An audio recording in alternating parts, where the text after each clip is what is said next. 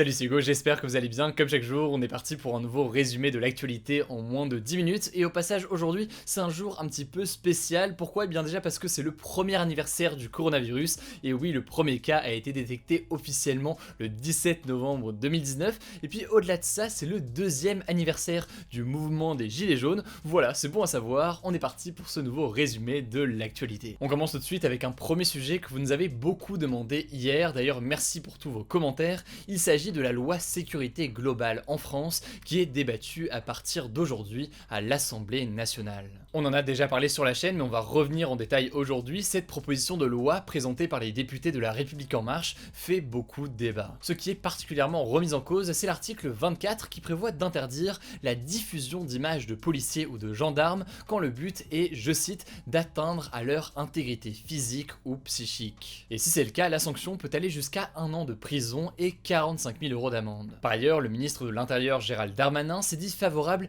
à l'idée d'obliger le floutage des visages des forces de l'ordre lorsque l'image est diffusée sur internet, ce qui rendrait beaucoup plus difficile la couverture d'événements en direct via notamment des lives sur les réseaux sociaux. Alors pour l'instant, cette question du floutage ne figure pas dans le texte de loi, mais Gérald Darmanin souhaite en débattre au Parlement et donc potentiellement cela pourrait être intégré à la loi à terme. L'ONG Amnesty International, qui lutte pour la défense des droits de l'homme, estime que cette proposition de loi est trop vague et qu'elle pourrait permettre à n'importe quel policier de considérer une vidéo comme étant une atteinte à son intégrité. En gros, selon Amnesty mais aussi d'autres ONG, cette loi pourrait créer un véritable problème démocratique avec des citoyens ou des journalistes qui n'oseraient pas diffuser par exemple de vidéos de violences policières par crainte de se retrouver ensuite condamnés. Des membres du Conseil des droits de l'homme de l'ONU ont également réagi à cette mesure qui pourrait selon eux entraîner des atteintes importantes aux droits de l'homme et aux libertés fondamentales en France. De leur côté, les députés de La République En Marche qui portent cette loi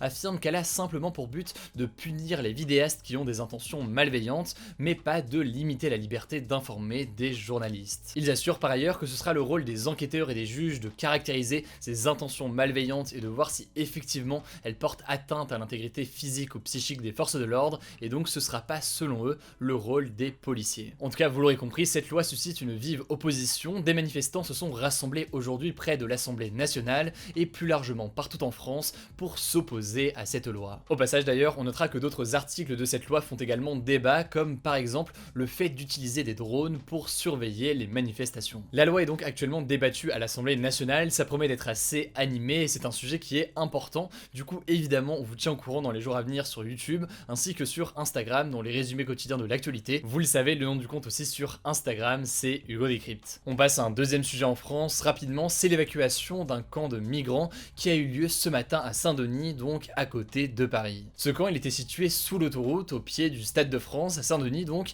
il comptait plus de 2000 personnes, majoritairement des hommes seuls demandeurs d'asile d'origine afghane, mais aussi des Éthiopiens, des Somaliens ou encore des Soudanais. Au-delà de ça, plusieurs familles avec des enfants vivaient aussi dans ce camp depuis le mois d'août, dans un contexte évidemment délicat avec la crise sanitaire et le coronavirus. Il faut savoir que cette opération d'évacuation était prévue depuis longtemps car ce camp est l'un des plus grands d'Île-de-France. Du coup, les policiers sont arrivés dans la nuit et ont commencé l'évacuation ce matin aux alentours de 6 h, parfois avec force. 70 bus étaient là pour emmener les réfugiés vers différents centres d'accueil et gymnases de la région parisienne. Le préfet de Paris, Didier Lallement, a justifié cette évacuation en déclarant ceci, je cite, « Cette opération a lieu pour faire en sorte que les personnes en situation régulière soient mises à l'abri et celles en situation irrégulière n'ont pas vocation à rester sur le territoire. » Mais le truc c'est que selon les organisations et les assos qui viennent en aide aux migrants au quotidien, ces évacuations qui se multiplient ces dernières années sont souvent inefficaces et ne font que disperser les personnes. En réalité, à chaque fois qu'un camp est évacué, un nouveau se crée autre part quelques semaines plus tard,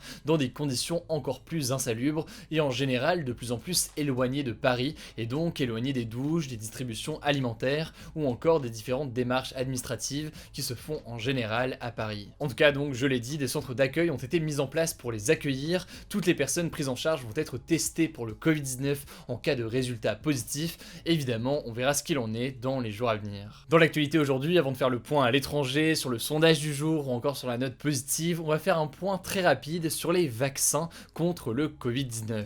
D'abord, petite piqûre de rappel, yes, excellent jeu de mots, il y a quelques jours, je vous annonçais que le vaccin du géant américain Pfizer et de l'allemand BioNTech était annoncé efficace à 90%, et bien depuis, deux nouveaux vaccins ont dévoilé leurs premiers résultats. Il y a d'abord le vaccin russe Sputnik V qui serait efficace à 92% après des essais cliniques, et hier, la société de biotechnologie américaine Moderna a annoncé que son vaccin était efficace à 94,5%, autrement dit encore mieux que les deux autres. Bon alors dit comme ça fait très clairement surenchère entre les laboratoires, surtout que c'est des chiffres d'efficacité qui sont excellents pour des vaccins, mais il faut tout de même garder en tête qu'il ne s'agit encore que de premiers essais, et donc le taux d'efficacité final sera sûrement plus faible dans les semaines à venir. Alors vous l'aurez compris, les essais de vaccins se multiplient, il pourrait y avoir potentiellement plusieurs vaccins contre le Covid de dispo dans les prochains mois, beaucoup envisagent des premières vaccinations prochainement, alors promis on va faire un point plus en détail sur le sujet dans les jours à venir. Comme tous les jours, vous le savez, on fait un point à l'étranger et aujourd'hui on va parler de l'Italie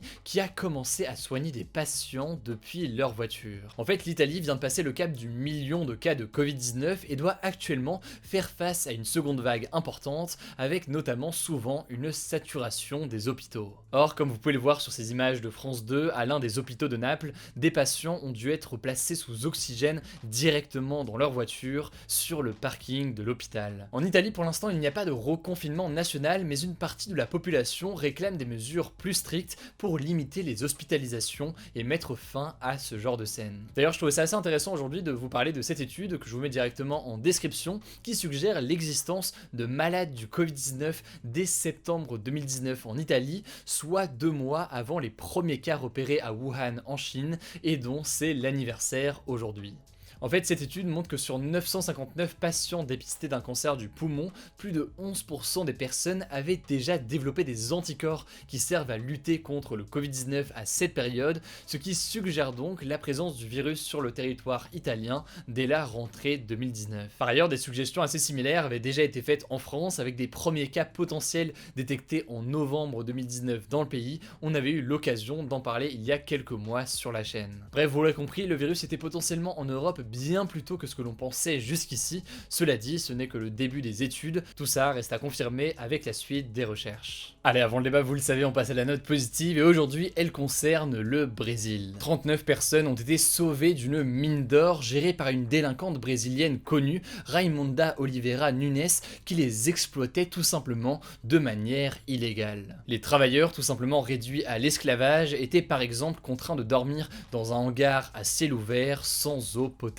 En fait, l'inspection du travail brésilienne est intervenue grâce à la liste sale qui répertorie les personnes ayant recours à l'esclavage moderne au Brésil, et en l'occurrence donc Raimonda Oliveira Nunes en faisait partie. 39 personnes ont donc été sauvées de cette exploitation de mine d'or, c'est donc une bonne nouvelle, mais malheureusement le combat continue puisque selon le Global Slavery Index, plus de 370 000 personnes sont toujours exploitées au Brésil, et au-delà de ça c'est un problème véritablement mondial. On peut penser notamment aux exploitations de mines dans certains pays en Afrique, on a déjà eu l'occasion d'en parler sur la chaîne, et évidemment on continuera à en parler dans les jours à venir. Allez, le débat hier c'était le suivant, faut-il réintroduire le vote par correspondance, donc le vote par courrier en France? Je pense en l'occurrence qu'il y a eu un bug puisqu'il y a eu que 10 000 participants, alors qu'en général on a au moins 100 000 participants par sondage, donc je pense qu'il y a un petit bug, mais je vous donne quand même les résultats. Comme vous le voyez actuellement à l'écran, vous êtes très partagés sur le sujet. Quant au débat aujourd'hui, eh bien c'est le suivant, la loi de sécurité globale est-elle une atteinte aux droits de l'homme? Pour participer comme chaque jour, c'est très simple, vous le savez, vous cliquez sur la chaîne Hugo Décrypte, vous allez dans l'onglet communauté et à ce moment-là vous aurez le sondage du jour pour voter en un clic, ainsi que les sondages des jours précédents si ça vous intéresse. Voilà donc pour ce nouveau résumé de l'actualité en moins de 10 minutes. Demain sur ce format il y aura une petite nouveauté, vous verrez, petite nouveauté à ce format pour continuer à essayer de vous informer au mieux chaque jour. N'hésitez pas évidemment à vous abonner, mais c'est pas encore le cas, pour ne pas rater les vidéos suivantes. Rendez-vous aussi sur Instagram pour les résumés quotidiens de l'actualité du lundi au dimanche. Le nom du compte c'est Hugo Décrypte. Écoutez, je crois que j'ai tout dit, surtout prenez soin de vous, on se dit à demain pour une nouvelle vidéo.